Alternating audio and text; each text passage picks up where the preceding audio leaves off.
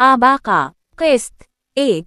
वो बुलंदी पर खड़ा था, इसके बड़े बड़े बाल शानों पर लहरा रहे थे। लिबास बोसीदा था और जिस्म पर महीनों की गर्द जमी हुई थी।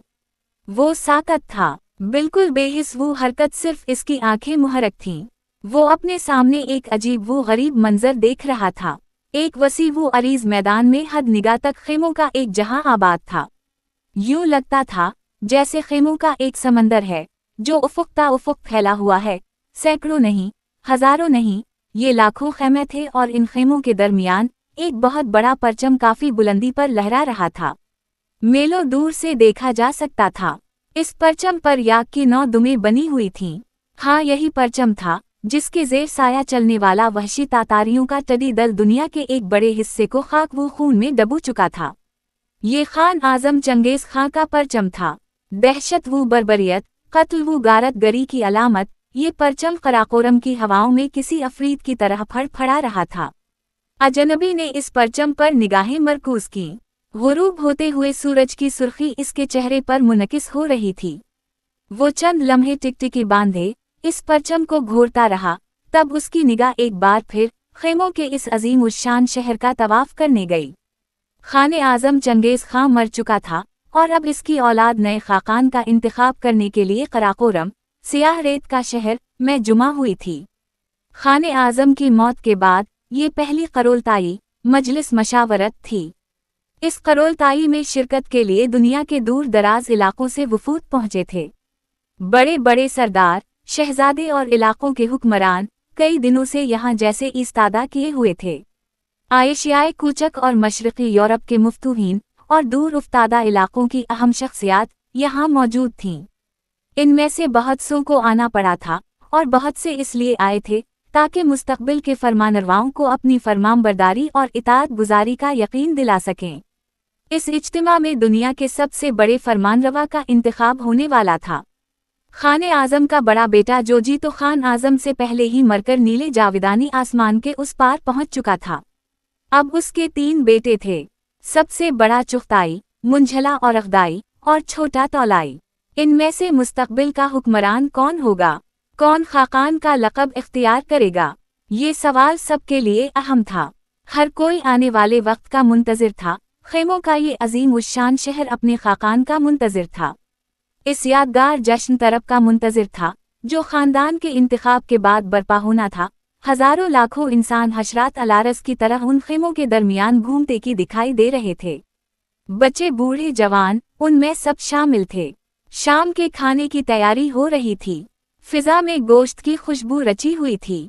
हज़ारों भेड़ें भूनी जा रही थी। आग का हल्का हल्का धुआं फिजा में फैल रहा था और कुछ ऐसा ही धुआं अजनबी के सीने में भी भर रहा था।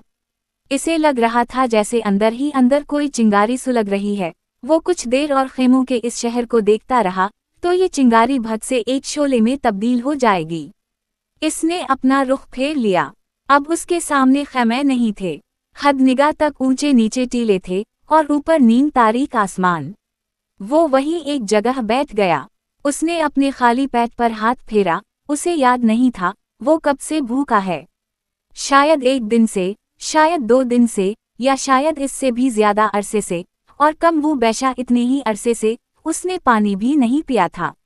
उसके होंठ सियाह होकर फट चुके थे, इसके पांव नंगे थे और दाढ़ी बढ़ी हुई थी। वो नुमाया कद-काठ वाला नौजवान, शाने चौड़े और मजबूत थे। उम्र में 22 साल रही होगी। वो खेमों के शहर की तरफ पुश्त किए बैठा रहा। उसे इस शहर से, यहाँ के अवाम व खवास और उनकी मसरूफियात से कुछ नहीं लेना था। इसके लिए एक और चीज़ अहम थी, बहुत में अहम। ये ख्याल जहन में आते ही इसका हाथ खुद बखुद अपने बाहीं बाजू की तरफ चला गया। कुहनी से जरा ऊपर गोश्त में कुछ अल्फाज कुंदा थे। वो बेख्याली में धीरे धीरे इस हिस्से पर उंगलियां फेरने लगा, लेकिन इसका जहन बिल्कुल खाली था। सिर्फ भुनी हुई भेड़ों की भीनी भीनी खुशबू थी जो खेमों के शहर से जुदा होकर हुआ के दोष पर तैरती इसके नथनों तक पहुंच रही थी। वो बैठा रहा, बैठा रहा। अंधेरा गहरा होने लगा। दूर से आने वाली गोश्त की खुशबू कुछ और इश्तिहा अंगेज हो गई।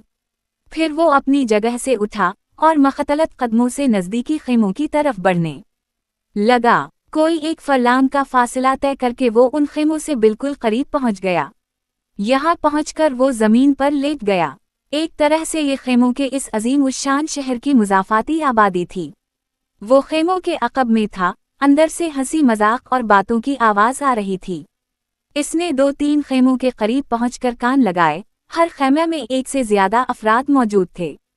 औरतों की आवाजें भी आ रही थीं। चौथा या शायद 5वां खेमा निस्बतन खामोश था। इसने खेमे की दर्ज से अंदर झांका। सोए शमा की रोशनी में 2 तातारी जमीन पर लेटे थे। दोनों फौजी लिबास में थे। एक सर के नीचे कोई चीज रखे नीम दराज था और भने हुए गोश्त के टुकड़े चबा रहा था। दूसरा सीत लेटा हुआ था। एक खूबसूरत लड़की इसके पांव दबाने में मसरूफ थी। लड़की यकीनन उन सैकड़ों हजारों औरतों में से एक थी, जो मुख्तलिफ मुल्कों और इलाकों से माली गनीमत के साथ आई थीं। अजनबी कुछ देर खेमे की दर्ज से झांकता रहा, फिर इसका हाथ अपनी पिंडली की तरफ गया। अगले ही लम्हे इसके हाथ में एक अजीब वज़ा का खंजर नजर आ रहा था। इसने खंजर की नोक खेमे पर रखी और चर की आवाज से खेमा चीरता चला गया। अंदर लेटे हुए दोनों सिपाही चौंक कर उठ बैठे। लड़की भी कटे हुए खेमे की तरफ देख रही थी। गोश्त चबाने वाला तातारी अपनी जगह से उठा और कटे हुए हिस्से से सर निकालकर बाहर देखने लगा। उस वक्त अजनबी ने इसके सर के बाल मुट्ठी में जकड़ लिए। दूसरा हाथ मजबूती से इसके मुंह पर जम चुका था। फिर उसने एक जोरदार झटका दिया और तातारी खेमे से बाहर आ रहा। लड़की और दूसरा सिपाही खेमे के अंदर हैरत से ये मंजर देख रहे थे। इन्हें यूं महसूस हुआ जैसे किसी गैर मरी शय ने तनुमंद सिपाही को उड़ाकर बाहर फेंक दिया है। कोई आवाज नहीं आई, किसी तरह की जिद्दोजहद जाहिर नहीं हुई। चंद लम्हे खामोशी से गुजर गए। दूसरा तातारी जो लड़की से पांव दबू रहा था खड़ा हो गया। इसने खेमे की दीवार से लगी हुई तलवार उतारी, उसे न्याम से बाहर निकाला और मुहतात कदमों से इस सुराख की तरफ बढ़ा, जहां से चंद लम्हे पहले इसका साथी गायब हो गया था। कौन है? इसने सुराख के करीब झुककर कदरे बुलंद आवाज से कहा। इस वक्त एक हाथ तेजी से अंदर आया।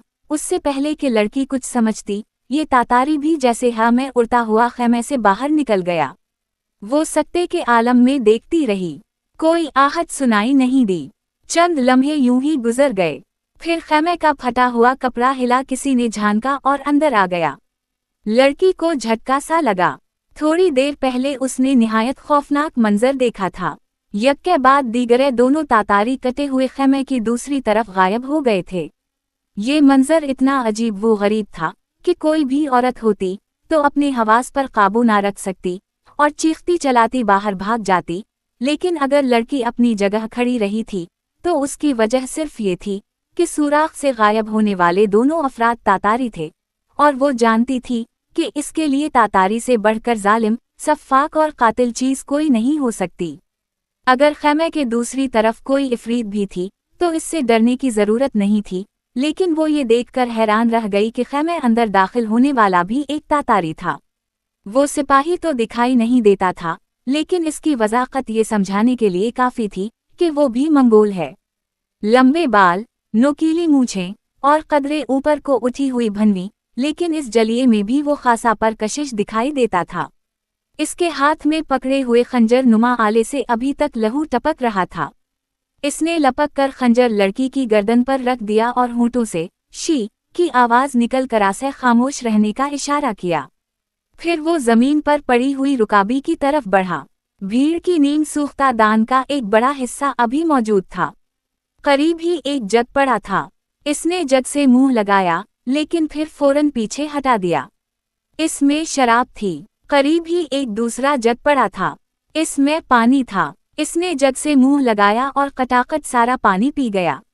कुछ देर वो लड़की के सरापा को अजीब व गरीब नजरों से घूरता रहा। फिर इसने रान उठाई और लड़की को खामोश रहने की धमकी देता हुआ सुराख की तरफ बढ़ा। इसकी हरकत में निहायत तेजी और फिरती थी। चमकदार आंखें लड़की की एक एक हरकत का जायजा ले रही थीं।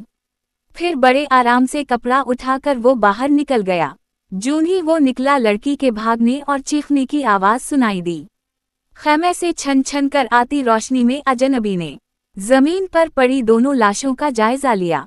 फिर नीचे झुककर एक लाश मुंतखब की और इसे इत्मीनान से कंधे पर उठाकर छलांगे लगाता हुआ गायब हो गया।